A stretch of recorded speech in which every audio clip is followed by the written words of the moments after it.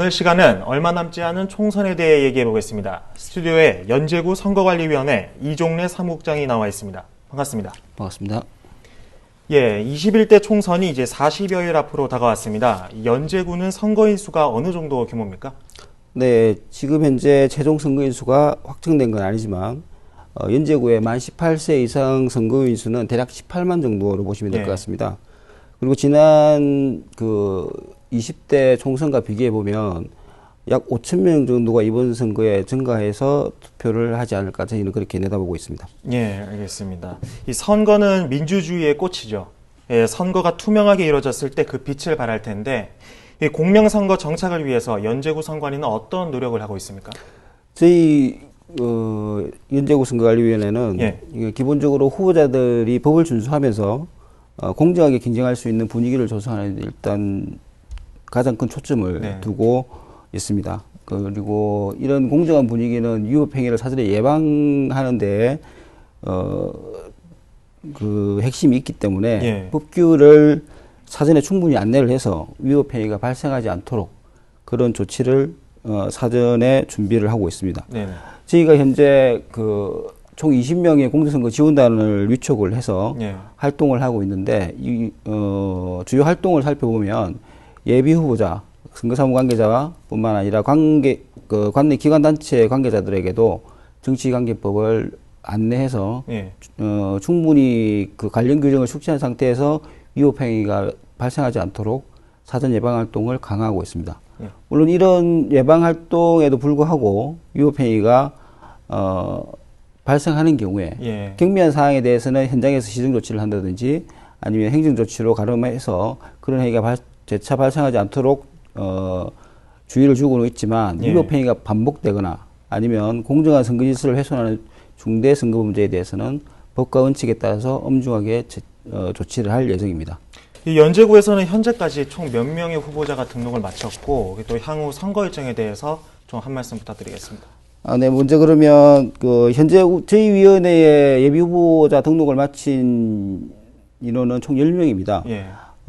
정당별로 살펴보면 더불어민주당이 1명, 그다음에 미래통합당 3명, 민생당 2명, 국가혁명배당금당 4명 이렇게 총 10명의 예비 후보자가 등록된 상태이고요. 향후 이번 국회의원 선거 일정을 간략하게 설명을 드리면 3월 26일부터 27일 양일간 후보자 등록을 받습니다. 그러면 이 후보자 등록을 시작으로 4월 2일부터 본격적인 선거기간에 돌입한다고 보시면 될 것 같습니다. 선거운동기간은 4월 2일부터 선거일 전일까지인 4월 14일까지 13일간 선거운동을 할 수 있는 기간이고 이 기간 중에는 선거 백보를 첩부를 한다든지 매세대 선거공보를 발송을 한다든지 TV 토론회와 같은 토론회를 개최를 하는 등 본격적인 선거운동이 이 기간에 실시된다고 보시면 될 것 같습니다. 그리고 4월 15일 날 투표 당일 날 투표를 할 수 없는 유권자들을 위해서 4월 10일부터 4월 11일 양일간 사전투표소를 운영을 하고 있습니다.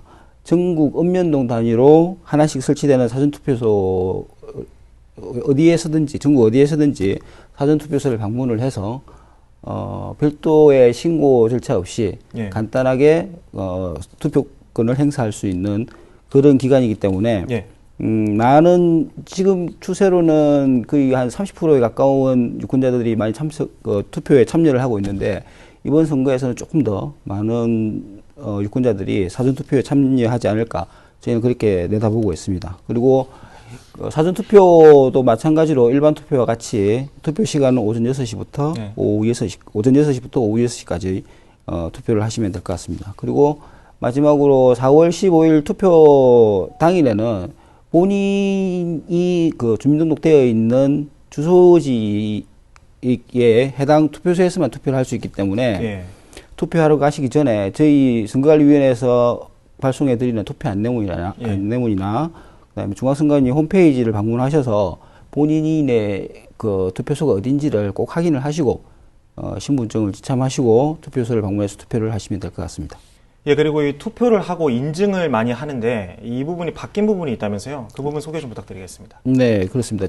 지난 20대 총선 때 이 부분에 대해서 많은 이슈들이 생산이 됐는데 그 당시만 하더라도 손가락으로 특정 기호를 표시를 한다거나 예. 특정 후보자 사진을 배경으로 인증사에서 촬영을 해서 SNS나 인터넷 홈페이지에 게시를 하게 되면 위법한 행위로 다 처벌을 받았습니다. 예.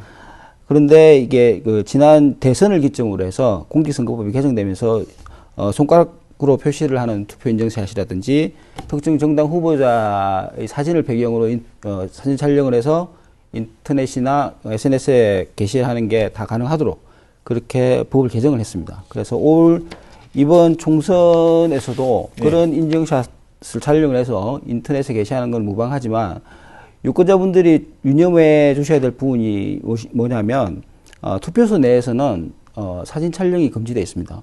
투표소 내 질서 유지 차원에서 사진 촬영을 금지를 하고 있는데 특히 기표소 내에서 사진 촬영을 한다든지 아니면 투표지를 들고 그 인증샷을 촬영해서 게시하는 경우에는 법에 위반되기 때문에 그에 따른 처벌을 받게 되어 있습니다. 예. 그렇기 때문에 이런 부분이 발생하지 않도록 유권자분들은 조금 유념을 해 주셔야 될 것 같습니다. 예. 마지막 질문입니다. 이 투표는 어떤 중요성을 갖고 그리고 왜 참여해야 하는지 강조해 한 말씀 부탁드리겠습니다.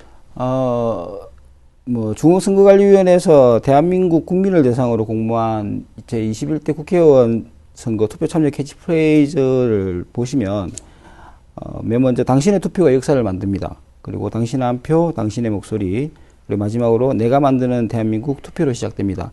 라는 이 세 가지 그 캐치프레이즈를 최종 선정을 했는데 이 캐치프레이즈에 담긴 그 메시지처럼 내가 행하는 한 표 한 표가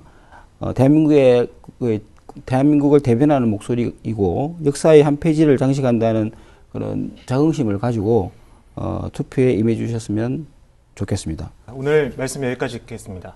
출연해 주셔서 감사합니다. 감사합니다.